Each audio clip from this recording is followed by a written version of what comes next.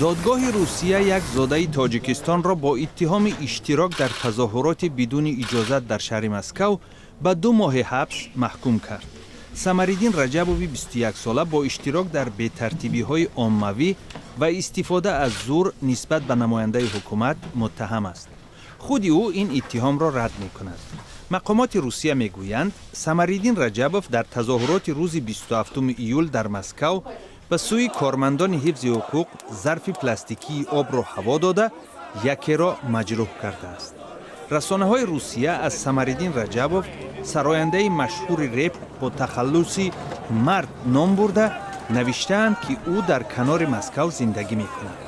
رجبوف روز 2 اوگوست در مرافعه دادگاهی گفت به حیث مدیر ساختمان کار می‌کند، ولی دادرس کاترینا کریچنکا میگوید او رسما در جای فعالیت ندارد.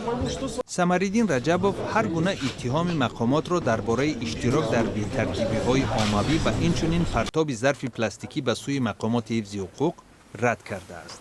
روز 2 اوگوست دادگاه در شهر مسکو الکسی مینایلو، کیریل ژوکوف و ایوان پادکاپایف را نیز برای اشتراک در تظاهرات بدون اجازه در شهر مسکو تا 27 سپتامبر به حبس گرفت.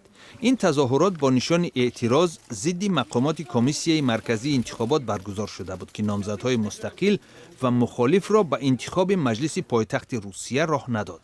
انتخابات ماسگاردوما یا مجلس شهر مسکو ماه سپتامبر امسال برگزار می شود و حالا معرکه پیشبری نامزدها ادامه دارد. مقامات انتخاباتی گفتند که نامزدهای مخالفین برای ثبت نام در انتخابات به قدر کافی امضا جمع آورده نتوانستند و گفته مخالفین باشد این یک بهانه برای راه ندادن نامزدهای آنها به مجلس شهری است. سازمان مستقل آواده انفا میگوید در رابطه با اعتراض 27 ایول مقامات امنیتی روسیه 1373 نفر را بازداشت کردند. پرونده آنها بر اساس ماده بی‌ترتیبی و بی‌ترتیبی عمومی کودکس جنایی روسیه بررسی می شود.